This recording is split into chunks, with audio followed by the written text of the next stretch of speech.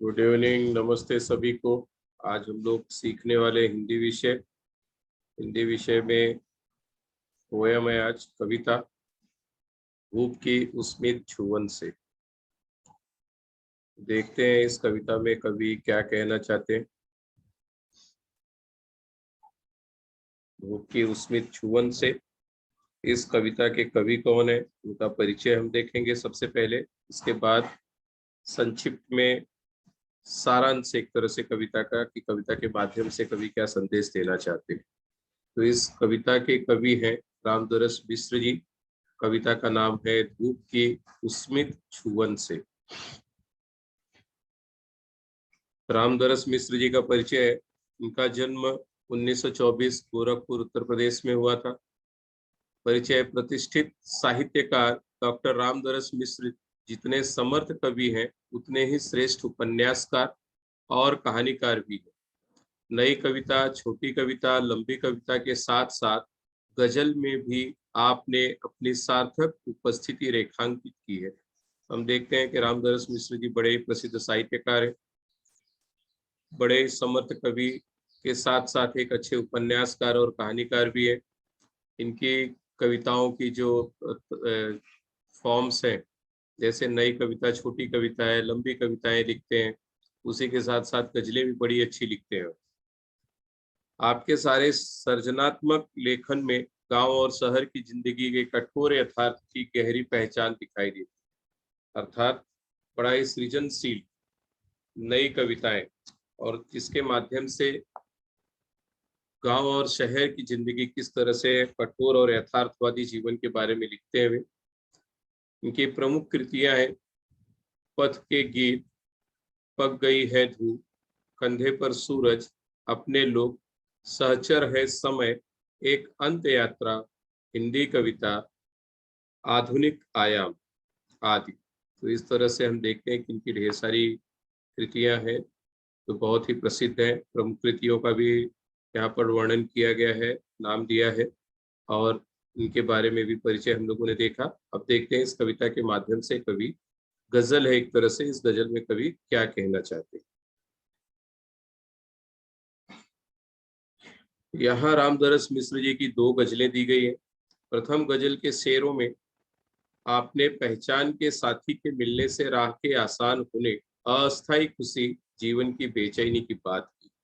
पहले गजल में बताना चाहते हुए कि कोई उनके किस तरह से जिंदगी चले जा रही है, जीवन चले जा रहा है, और उसी के बीच उनको कोई अच्छा सा साथी मिलता है जिसके कारण कुछ समय के लिए उन्हें खुशी मिलती है, अस्थायी खुशी, अर्थात कुछ पल के लिए उनके जीवन में खुशियां आती है। फिर वही पहले की तरह जीवन की बेचैनी। और दूसरे गजल के माध्यम से वे क्या बताना चाहते हैं कि दूसरी गजल में वसंत के आगमन से प्रकृति, प्राणियों में होने वाले परिवर्तन एवं प्रसन्न वातावरण की बात की। अर्थात जब वसंत ऋतु आती है, ऋतुराज जिसे कहा गया है, ऋतुओं का राजा कहा गया है, उस समय प्रकृति में कौन कौन से परिवर्तन होते हैं, प्राणी, पशु, पक्षी किस तरह से प्रसन्न वातावरण में रहते हैं, और चारों तरफ प्रसन्नता का माहौल है। तो दूसरी गजल में उन्होंने प्रकृति के वसंत ऋतु के बारे में वर्णन किया। अब पहली गजल हम देखते हैं। रास्ते में तेरी मुस्कान हो गई, रास्ते में रोशनी तेरी मुस्कान हो गई, पहचान थी न तुझसे जो पहचान हो गई। कितना मैं चला चलता रहा, राह कठिन थी, देखा जो तुझे राह वो आसान हो गई। अब तक तो उदासीन सी थी मुझसे ये दुनिया, जाने क्या हुआ आज कदरदान हो गई। रास्ते में रोशनी तेरी मुस्कान हो गई, पहचान थी न तुझसे यो पहचान हो गई। अब कवि यहाँ पर कहना चाहते हैं कि रास्ते में रोशनी तेरी मुस्कान हो गई, कि जैसे ही तू मुझे मेरे जीवन के रास्ते में मिला, वैसे ही जैसे मेरे जीवन में खुशियां आ गई, मुस्कान आ गई, प्रसन्नता आ गई।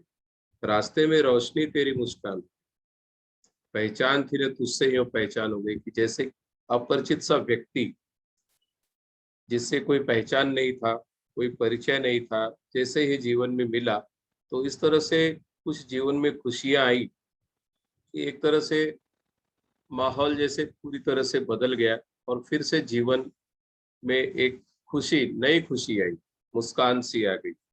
इतना मैं चला, चलता रहा, राह कठिन थी, देखा जो तुझे, राह वो आसान हो गई। मैं कितना चला अर्थात जिंदगी के कितने समय, कितने पल मैं चलता ही रहा और इस चलते हुए जीवन में जो राह कठिन थी, एक तरह से रास्ता बहुत ही कठिन था, संघर्षपूर्ण रास्ता था मेरा जीवन। अर्थात कवि के जीवन में बहुत सारा संघर्ष रहा है और उन संघर्षों के बीच वो अपने जीवन को व्यतीत कर रहे हैं। और जैसे ही उसको कोई एक ऐसा हमसफर मिला, ऐसा कोई व्यक्ति मिला जिसके कारण कवि को अपने आगे की जीवन की यात्रा आसान सी लगने लगी, सरल सी लगने लगी जिंदगी। अब तक तो उदासीन सी थी मुझसे ये दुनिया, जाने क्या हुआ आज कदरदान। अब तक जो मेरा जीवन था, मेरा ये संसार था, मेरी ये जो दुनिया थी, एक तरह से चारों तरफ उदासी का माहौल था, निराशा का वातावरण था। जाने क्या हुआ आज कदरदान। आज पता नहीं क्या हुआ कि आज इतनी मुझ पर ये दुनिया, ये संसार के लोग मुझ पर जैसे एक तरह से बहुत ही मेहरबान हो गए। कदरदान होना मेहरबान। तो जैसे जीवन की सूनी राह पर, निराश रास्तों पर कवि अपनी यात्रा संघर्षपूर्ण तरीके से पूरा कर रहे हैं, उसी में कोई एक ऐसा व्यक्ति मिलता है जिसके कारण उनके जीवन में कुछ पल के लिए खुशियां आती है, प्रसन्नता आती है और उन्हें ऐसा लगता है कि जैसे सारी दुनिया बदल सी गई है। इस उदासीन सी दुनिया में, संघर्षों की दुनिया में थोड़े पल के लिए जैसे खुशियां आई है। आई थी खुशी घर मेरे रहने के वास्ते, 2 दिन के लिए हाय वो मेहमान हो गई। पल भर को नहीं चैन से सो पाया आदमी, सपनों से आज नींद परेशान। रोती रही अकेली पड़ी रागिनी उसकी, लोगों के स्वर मिले तो वो साकार हो गई। अब आगे की पंक्तियों में कवि कहना चाहते हैं, आई थी खुशी घर मेरे रहने के वास्ते की, जो ये कुछ पल की खुशियां है, यह खुशियां मेरे घर, ऐसा लगा मुझे जैसे हमेशा के लिए। जब इंसान खुश होता है तो उसे लगता नहीं कि कभी उसके जीवन में दुख आएगा। तो आई थी खुशी घर मेरे रहने के वास्ते, मुझे ऐसा लगा कि ये खुशी अब मेरे घर रहने के लिए आ गई। 2 दिन के लिए हाय वो मेहमान हो गई। अब कवि को ऐसा लगा कि जीवन में खुशियां हमेशा के लिए आई, लेकिन ये जो खुशियां थी जैसे कुछ पल की खुशियां थी, एक तरह से मेहमान के रूप में आई थी। जैसे मेहमान कुछ पल के लिए हमारे यहाँ आते हैं और उस वक्त का माहौल घर का कुछ अलग सा होता है, उसी तरह से यह जो खुशी थी, मुझे ऐसा प्रतीत हुआ, मुझे ऐसा महसूस हुआ कि ये खुशियां मेरे यहाँ हमेशा के लिए आई, लेकिन ये तो मेहमान हो गई। मेहमान हो गई अर्थात थोड़े दिन की ये खुशियां थी, उसके बाद वे चली गई। अर्थात जो जीवन में खुशी आई थी कुछ पल के लिए थी। पल भर को नहीं चैन से सो पाया आदमी, सपनों से आज नींद परेशान। अब कवि कहते हैं कि मैं पल भर भी सो न पाया। एक मनुष्य के रूप में, एक इंसान के रूप में पल भर भी चैन से सो नहीं पाया। इतने सपने देखे, जब खुशियां आई तो ढेर सारे सपने भी लाई, तो मैं नींद नींद मुझसे परेशान हो गई, मेरे सपनों से मेरी नींद उड़ गई। मैं पल भर भी ठीक से सो नहीं पाया। अर्थात कवि के यहाँ जब खुशी आई तो इतना प्रसन्न था कि उन सपनों में पूरी तरह से खो गया और जैसे उसकी नींद भी उड़ गई, कभी चैन से वह सो नहीं पाया। तो रोती रही अकेली पड़ी रागिनी उसकी, लोगों के स्वर मिले तो वो सहगान हो गई। जैसे जीवन में जब कठिन दौर चल रहा था, तो उसकी रागिनी, उसका प्रेम जैसे एक तरह से रो रहा था, अकेले रो रहे थे कवि। लेकिन जैसे ही लोगों के स्वर मिले, सहगान अर्थात समूह गीत की तरह, जैसे उसके साथ सभी लोगों ने स्वर मिलाना शुरू किया, कवि के साथ लोगों ने स्वर मिलाना शुरू किया, एक तरह से मधुर संगीत की जो थोड़े पल के लिए संगीत सुनाई दिया कवि को, या उसके साथ लोगों ने गीत गाना शुरू किया, अर्थात खुशियों में लोग शामिल हुए कवि के। तो उसके जीवन का जो संघर्षपूर्ण दौर था वह जैसे कुछ समय के लिए थमसा गया और कवि उस खुशियों में पूरी तरह से मग्न हो गए।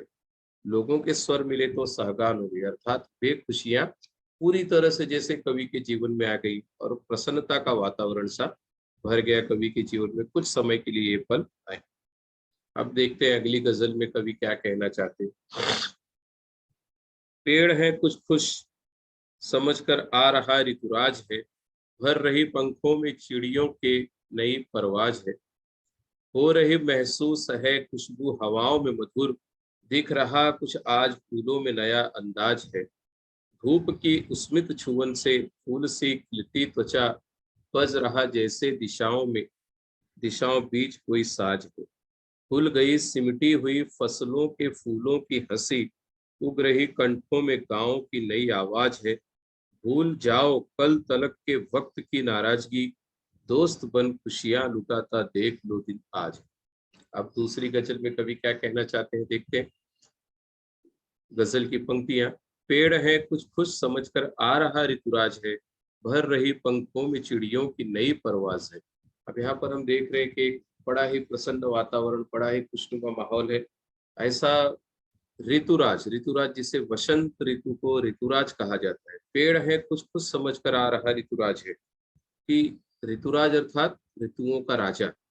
पेड़ इसलिए प्रसन्न है, खुश है कि ऋतुओं का राजा वसंत आ गया है, अर्थात वसंत ऋतु आ गई। भर रही पंखों में चिड़ियों की नई परवाज है। परवाज अर्थात उड़ान, कि यहाँ पर चिड़िया पक्षी जैसे नई उड़ान के लिए इस अच्छे खुशनुमा माहौल में एक नई उड़ान भर रही है चिड़िया। हो रही महसूस है खुशबू हवाओं में मधुर, दिख रहा कुछ आज फूलों में नया अंदाज। कवि कह रहे हैं कि आज मुझे फूलों में जैसा एक नया अंदाज दिखाई दे रहा है, नए नए फूल खिले हैं, चारों तरफ हरियाली है, पेड़ों की डालियों पर फूल प्रसन्न मुद्रा में मुस्कुरा रहे हैं, ऐसा दिखाई दे रहा है, ऐसा प्रतीत हो रहा है। और चारों तरफ खुशबू फैली हुई है, खुशबू हवा में मधुर, एक अच्छी खुशबू फूलों की चारों तरफ हवाओं में चारों तरफ फैली हुई है। और फूलों में भी एक नया उत्साह, नई उमंग दिखाई दे रही है। धूप की स्मित छुवन से फूल से खिलती त्वचा, बज रहा जैसे दिशाओं के बीच कोई साज है। अब यहाँ पर जैसे ही सवेरे की धूप खिल रही है और उसके छूने से, उसके स्पर्श मात्र से ही जैसे त्वचा खिल सी उठ रही है, अर्थात जो मौसम है, माहौल है, पूरी तरह से प्रसन्न है। वसंत का जो मौसम होता है कुछ इसी तरह से प्रसन्न वातावरण होता है चारों तरफ। जो धूप भी खिलती है, जब जो सवेरे की धूप होती है तो बड़ी अच्छी सी लगती है। जैसे ऐसा लग रहा है जैसे चारों दिशाओं में कोई साज बज रहा है। साज अर्थात कोई वाद्य यंत्र बज रहा है, कोई वाद्य, कोई मधुर सा संगीत सा सुनाई दे रहा है। कभी खुल गई सिमटी हुई फसलों के फूलों की हंसी, जैसे फसलों में एक तरह से जैसे बालियां लगती है, तो बालियां लगने के पहले जो खुशबू, जो फूलों की हंसी, अर्थात उस पर जो फूल लगते हैं उसके बाद बालियां लगती है। तो खुल गई सिमटी हुई फसलों के फूलों की हंसी, उग रही कंठों में गाँव की नई आवाज। अर्थात गांव में चारों तरफ इन लहलहाती फसलों को देख करके एक तरह से खुशी का माहौल है, लोग खुश हैं। और कंठ अर्थात गला, स्वर फूटता है जहां से। तो खुल गई सिमटी हुई फसलों के फूलों की हंसी, अर्थात फसल यहाँ पर लहलहा रही है खेतों में, फूल चारों तरफ फसलों में आए हैं। अब आगे उस पर फसलों पर जो दाने लगेंगे, और उसकी खुशी में गांव में एक नई आवाज सी गूंज रही है, सभी तरफ प्रसन्न वातावरण है। भूल जाओ कल तलक के वक्त की नाराजगी, दोस्त बन खुशियां लुटाता देख लो दिन आज। अब तलक का जो समय था उन सब चीजों को भूल जाओ। वक्त की नाराजगी, वक्त की नाराजगी अर्थात जो वक्त नाराज था, रूठा था, जो बुरे समय थे, उसको अब आप भूल जाओ और देखो आज का दिन कितना प्रसन्न है। दोस्त बन खुशियां लुटाता देख लो दिन आज है। आज का जो दिन आया है वह एक तरह से हमारा मित्र बन करके हम पर खुशियां लुटा रहा है। तो आओ इस खुशी का आनंद लो, वसंत ऋतु का आनंद लो। ऐसा लोगों से कवि आवाहन कर रहे हैं, लोगों से कह रहे हैं कि आज का जो प्रसन्न माहौल है, प्रसन्न वातावरण है, इसे आप अच्छी तरह से जियो, इस ऋतु का आनंद लो। अब यहाँ पर है शब्द वाटिका। कदरदान अर्थात गुणग्राहक, जो हमारी कद्र करता हो। रागिनी गीत संगीत। सहगान कई आदमियों का एक साथ मिलकर गाना, अर्थात समूह गान। परवास का अर्थ है उड़ान। पक्षी नई उड़ान भर रहे हैं, परवाज। स्मित अर्थात कर्म, सवेरे की जो कर्म सी धूप होती है। साज, वाद्य। अब यहाँ पर स्वाध्याय, सूचना के अनुसार कृतियां करो। रिक्त चौखट में सुयोग्य उत्तर लिखो। अब तक कवि से उदासीन रहने वाले। उदासीन क्या था? कवि की दुनिया उदासीन थी। सपनों से परेशान होने वाली कवि की नींद है, तो यहाँ पर नींद। आज कदरदान होने वाली, तो दुनिया आज कवि पर कदरदान हो गई है, मेहरबान हो गई है।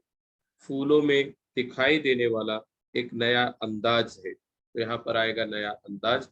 वसंत ऋतु के आने से कौन कौन से परिवर्तन हुए? हम लोगों ने काव्य पंक्तियों में देखा कि वसंत ऋतु आई तो क्या क्या हुआ। पक्षियों चहचहाने लगे, परवाज नई उड़ान भर रहे थे, तो अर्थात पक्षी नई उड़ान भर रहे हैं। चारों तरफ खुशबू है, हवाओं में मधुर सी खुशबू फैली हुई है, और फूलों में एक नया अंदाज सा है। उसके बाद त्वचा, उसमें धूप की उस्मित छुवन से, अर्थात जो धूप निकली उसकी गर्माहट से हमारी त्वचा खिल उठी है। और क्या हुआ है? फूलों की हंसी, फसलों पर फूलों की हंसी चारों तरफ दिखाई दे रही है। एक नया वातावरण है, नया माहौल है। तो इस तरह से इस संजाल को हम पूर्ण कर सकते हैं। धन्यवाद। उम्मीद है आप लोगों को कविता समझ में आई होगी। Thank you.